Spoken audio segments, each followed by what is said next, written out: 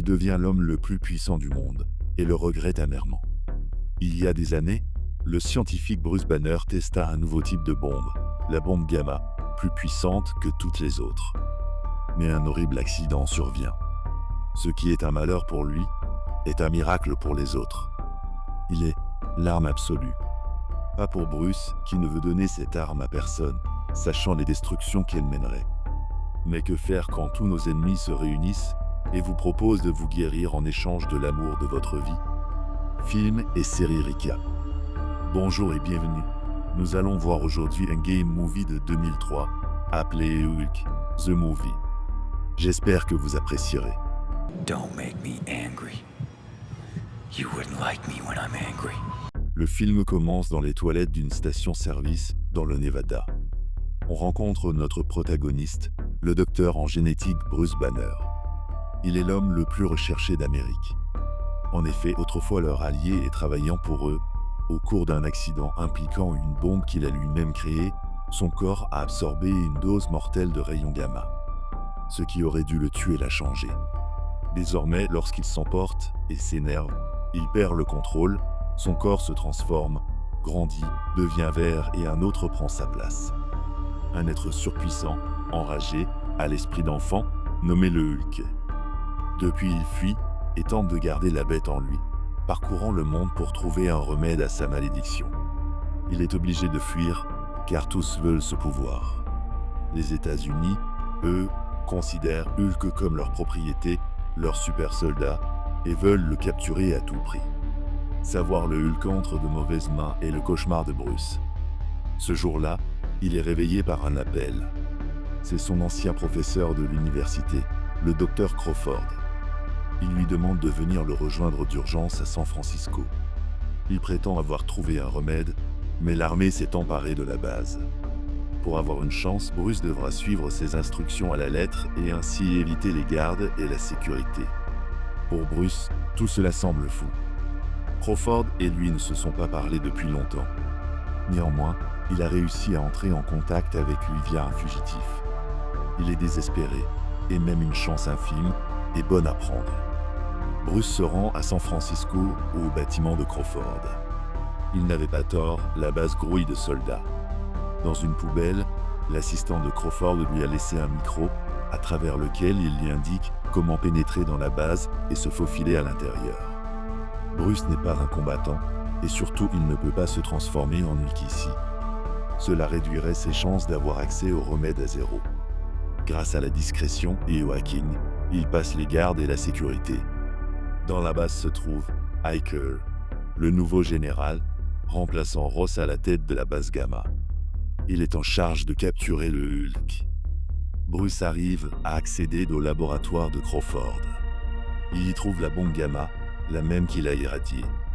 Crawford, dans son oreillette, lui explique qu'il a créé une orbe Gamma qui devrait pouvoir siphonner son irradiation et le guérir. Bruce se place dans le fauteuil face à l'orbe et active la machine. À travers le rayon est aspirée sa radiation. Une fois l'opération terminée, l'orbe est pleine d'énergie Gamma. Mais soudain, Crawford apparaît. Son apparence choque Bruce. Il est désormais un homme frêle, âgé et en fauteuil roulant. Il s'approche et touche l'orbe, ce qui provoque une explosion. Au réveil de Bruce, Crawford peut désormais marcher, mais il a changé. Il s'est transformé en un monstre Gamma, Avage. Il s'empare de l'orbe Gamma et fuit. Bruce, furieux de la trahison, et avec encore de l'énergie Gamma en lui, se transforme en Hulk. À travers les rues et les toits de San Francisco, Hulk part à sa poursuite, traversant une armée de soldats armés de la tête aux pieds, détruisant des buildings sur son passage pendant la poursuite. Avage fuit à travers les égouts. Là, l'attend à Avage. Il présente à Hulk de nouveaux ennemis. Des chiens Gamma, des canins transformés comme Hulk, l'invention de son père. Cette vue ne fait qu'enrager encore plus Hulk, dont le père est la cause de la mort de sa mère. Avage le laisse et continue sa fuite. Hulk les vainc, sa rage ne trouve plus de limite et reprend sa traque à travers les tunnels. On traverse les égouts et arrivons au bord de la rive, où nous tombons sur un personnage surprise, le vampire Gamma Half-Life. Il attendait Hulk. Hulk ne peut le toucher, car celui-ci serait capable d'absorber son énergie vitale et de le tuer. Pas un souci pour Hulk, qui détruit toutes les constructions autour de lui et les balance avec grande force sur la créature, le propulsant sur des centrales électriques. Il se soumet finalement et lui révèle que Avage est sur l'île d'Alcatraz, mais que son employeur a pris des otages et que si Hulk est vu, tous mourront. Redevenu Bruce, il constate qu'une armée de mercenaires est présente ainsi que des chiens Gamma. Ils n'ont pas été envoyés par l'armée. Encore une fois, la discrétion de Bruce est un fort atout. Il atteint la salle de sécurité. À sa grande surprise, leur otage n'est autre que Betty Ross, la femme qu'il aime.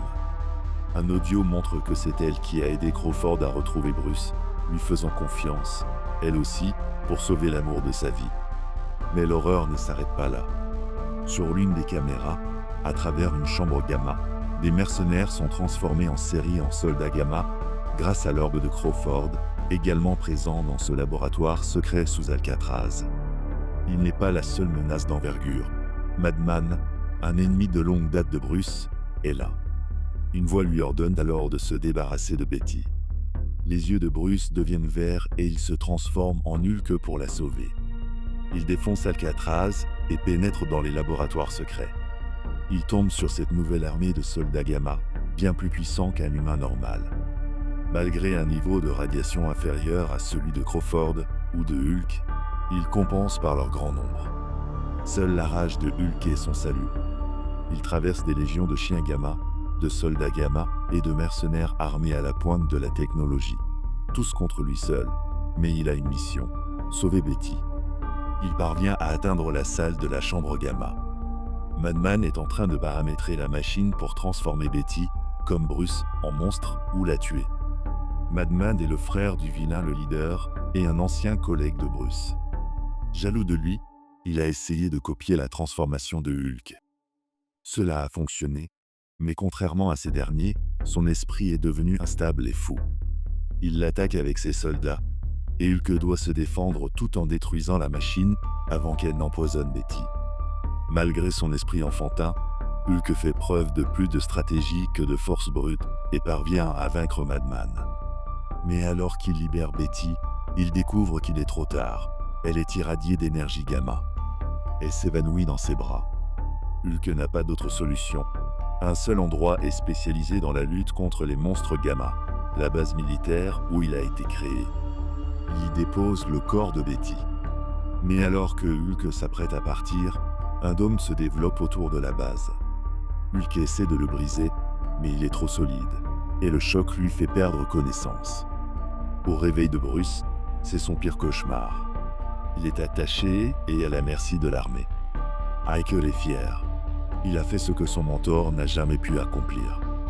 Il annonce à Bruce qu'il est désormais leur propriété et qu'il est inutile d'essayer de se transformer. Ils l'ont drogué avec une substance toxique. S'il se transforme, la substance le tuera. Alors qu'il le laisse cogiter, une alliée apparaît et assomme un garde. C'est Betty. Elle est bien guérie et le libère. Elle l'éclaire sur la cause de tout cela, le leader.